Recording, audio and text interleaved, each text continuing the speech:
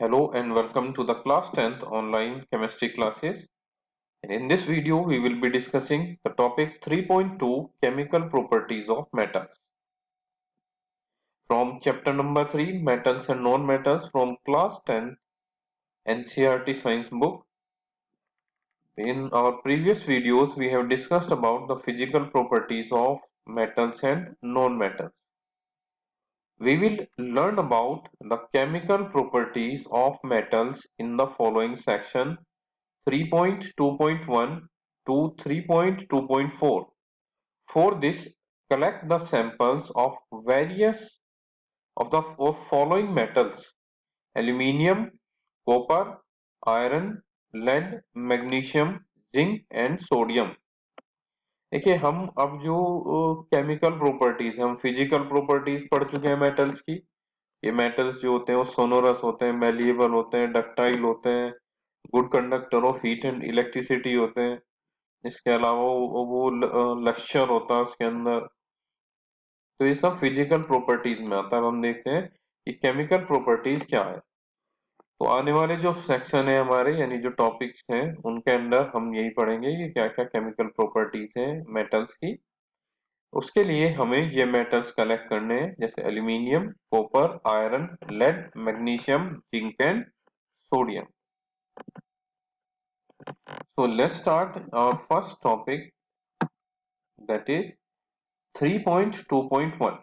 What happens when metals are burnt in air? कि तब क्या होता है जब मेटल्स को हम एयर में बर्न कर लेते हैं। You have seen in activity 3.8 that magnesium burns in air with a dazzling white flame. Do all metals react in the same manner? Let us check by performing the following activity. देखिए activity 3.8 में हमने magnesium को जब burn किया था air में तो एक डेजलिंग व्हाइट फ्लेम मिली थी। और क्या सभी मेटल्स जो हैं वो सेम मैनर में रिएक्ट करते हैं एयर से? चलिए चेक करते हैं इस एक्टिविटी से। Activity 3.9 question: the following activity needs the teacher's assistance. It would be better if students wear eye protection. ठीक है, सावधानी बरतनी है कि ये जो एक्टिविटी है वो हमेशा टीचर की असिस्टेंस में करनी है आपको, और हमेशा एक प्रोटेक्शन जो आई प्रोटेक्शन है उसको करना है, यानी कोई भी गॉगल वगैरह लगा लेंगे आप, goggle. And hold any of the samples taken above with a pair of tongs and try burning over a flame. ठीक है, सैंपल को हम एक पेयर ऑफ टोंग से पकड़ लेते हैं और उसे फ्लेम में बर्न करने की कोशिश करेंगे। And repeat with the other metal samples, जो दूसरे मेटल सैंपल्स हैं उनके साथ भी यही रिपीट करना है। Then collect the product it formed, और अगर कोई प्रोडक्ट बनता है उससे तो उसे हम कलेक्ट कर लेंगे। Let the products and the metal surface cool down, कि जो प्रोडक्ट है या मेटल सरफेस है उसे ठंडा होने दीजिए। विच मेटल बर्न इजिली, कौन से मेटल से जो आसानी से बर्न हुए थे। What flame color did you observe when the metal burned? कि जब मेटल बर्न कर रहे थे यानी जल रहे थे तो तब उसमें से फ्लेम का जो कलर था वो क्या था। How does the metal surface appear after burning? कि जलने के बाद जो मेटल की सरफेस है वो कैसी दिखाई देती है। Arrange the metals in the decreasing order of their reactivity towards oxygen. Are the products soluble in water? हमें मेटल्स को एक डिक्रीजिंग ऑर्डर में अरेंज करना है उनकी रिएक्टिविटी ऑक्सीजन के बेसिस पे, और जो प्रोडक्ट मिले हैं हमें क्या वो वाटर में सोल्यूबल है।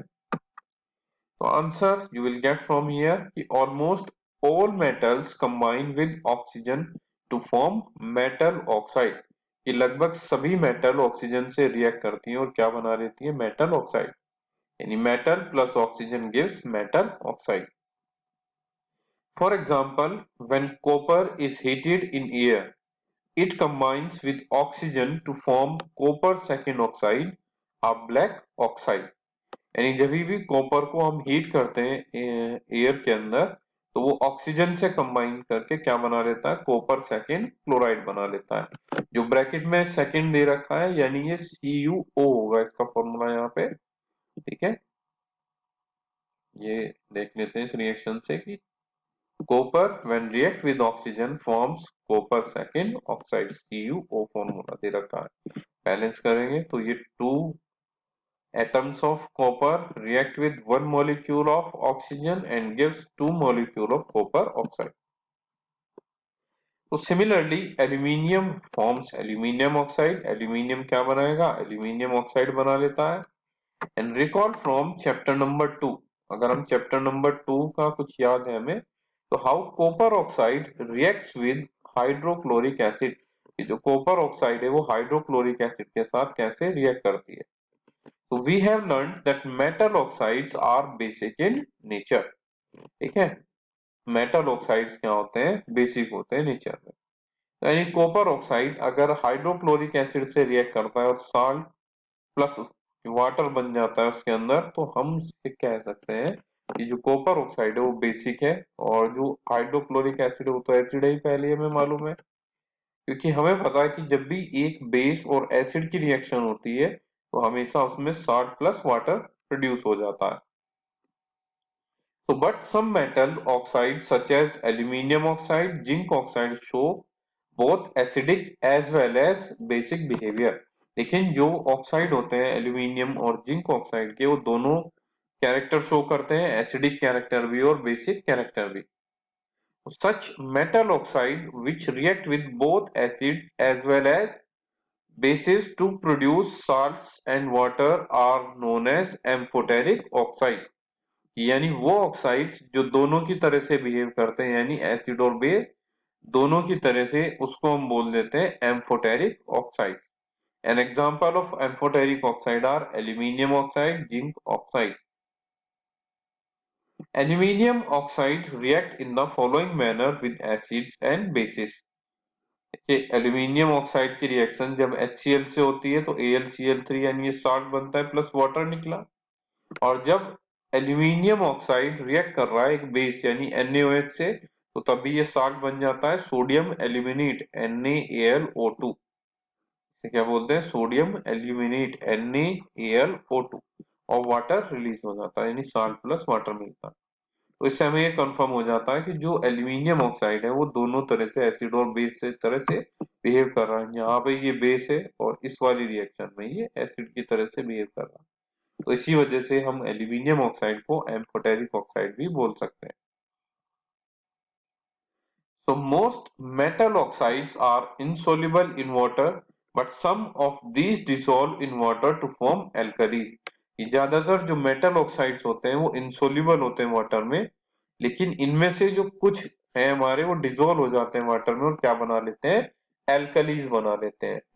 एल्कली हमने सेकंड चैप्टर में पढ़ा था कि वाटर सोल्यूबल बेसिस को हम एल्कली बोल देते हैं। So sodium oxide and potassium oxide dissolve in water to produce alkalis as follows. The sodium oxide, that is Na2O, when dissolved in water, then it will give NaOH, sodium hydroxide, and K2O, that is potassium oxide, when dissolved in water it gives KOH, यानी potassium hydroxide. और ये दोनों base का example होते हैं। और ये क्या है? एल्कलीज है, क्योंकि वाटर में डिसोल्व हो रहे हैं, तो ये क्या है? Alkalis. So we have observed in activity 3.9 that all metals do not react with oxygen at the same rate। कि हमने एक्टिविटी में ऑब्जर्व किया कि जो सभी मेटल्स हैं वो एक ही रेट पे डिसॉल्व मतलब रिएक्ट नहीं करते हैं किससे? ऑक्सीजन से। Different metals show different reactivities towards oxygen. अलग अलग मेटल्स की अलग अलग रिएक्टिविटी होती है ऑक्सीजन के साथ में। Metals such as potassium and sodium react so vigorously that they catch fire if kept in open। कि मेटल्स जैसे पोटेशियम या सोडियम होते हैं वो इतनी ज्यादा रिएक्टिव होते हैं कि अगर हमने उन्हें ओपन एयर में भी छोड़ दिया तो तब भी क्या हो जाएगा? उसके अंदर रिएक्शंस हो जाती हैं।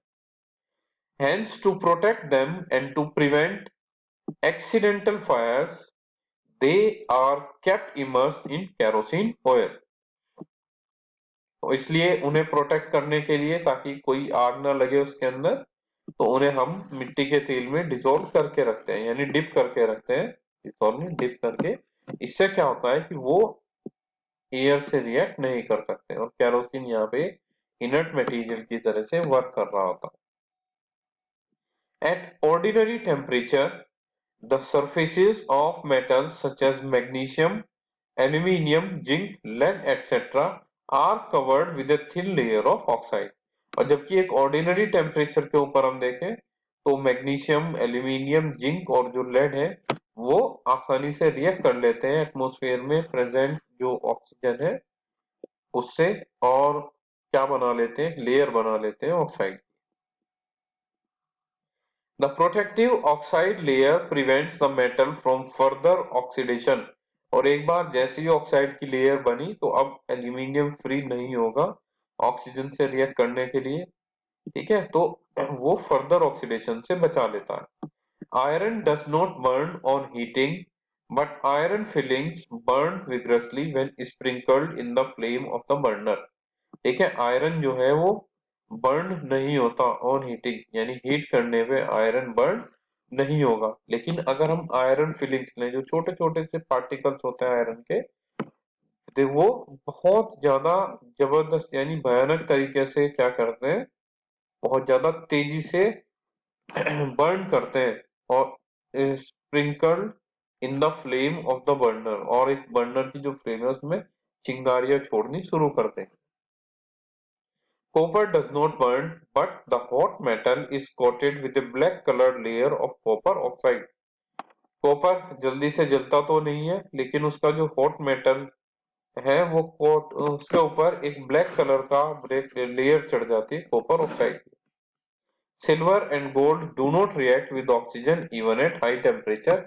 सिल्वर और गोल्ड बिल्कुल भी रिएक्ट नहीं करते हैं। So after performing activity 3.9, you must have observed that sodium is the most reactive of the samples of metal taken here। कि जो सैंपल हमने लिए थे सोडियम सबसे ज्यादा रिएक्टिव है। The reaction of magnesium is less vigorous, implying that it is not as reactive as sodium। यहाँ पे जो रिएक्शन है मैग्नीशियम की वो कम विग्रस होती है, और ये क्लियर कर देती है कि जो सोडियम की तरह से सोडियम ज्यादा रिएक्टिव था, जबकि मैग्नीशियम बिल्कुल भी रिएक्टिव नहीं होगा जैसे सोडियम रिएक्ट कर रहा था। But burning in oxygen does not help us to decide about the reactivity of zinc, iron, copper और lead। Let us see some more reaction to arrive at a conclusion that the order of reactivity of these metals। कि सिर्फ जो हम बात करें कि burning in oxygen ही ये decide नहीं कर पाएगा कि जो रिएक्टिविटी है जिंक, आयरन, कॉपर और लेड की, ठीक है, वो क्या होगी। सो लेट अस सी सम मोर रिएक्शन। हम दूसरी रिएक्शंस देखेंगे, ठीक है, ताकि ऑर्डर पता कर सके हम इसके अंदर। Let's see, do you know कि anodizing is a process of forming a thick oxide layer of aluminium. Aluminium की एक थिक लेयर बनाने की प्रोसेस को एनोडाइजिंग बोला जाता है। Aluminium develops a thin oxide layer when exposed to air. Aluminium जैसे ही एयर में हम छोड़ देते हैं तो पतली सी ऑक्साइड की लेयर बना लेती है। This aluminium oxide coat makes it resistance to further corrosion, और आगे ये कोरोजन नहीं होने देती, इसलिए एल्यूमिनियम के जो कंटेनर है वो काफी लंबे समय तक यूज किए जा सकते हैं बिना डिग्रेड हुए। The resistance can be improved further by making the oxide layer thick। और जो रेजिस्टेंस है उसे हम और भी ज्यादा इंप्रूव कर सकते हैं अगर हम ऑक्साइड लेयर को थोड़ा सा थिकर कर दें, मोटा बना दें।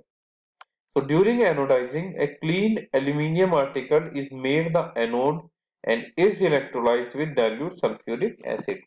यहाँ पे एल्यूमिनियम का जो आर्टिकल है उसे तो एनोड बनाया और उसके अंदर इलेक्ट्रोलाइज्ड डाइल्यूट सल्फ्यूरिक एसिड था। The oxygen gas evolved at the anode react with aluminium to make a thicker protective oxide layer। और ऑक्सीजन गैस जो इवोल्व हो रही थी किसके ऊपर, एनोड के ऊपर, वो एल्यूमिनियम से रिएक्ट करती है और एक मोटी प्रोटेक्टिव लेयर बना लेती है उसके ऊपर। So this oxide layer can be dyed easily to give aluminium article an attractive finish। इस ऑक्साइड लेयर को हम डाई कर सकते हैं आसानी से ताकि हम एल्यूमिनियम आर्टिकल को एक खूबसूरत फिनिश दे सकें। Thank you for this video.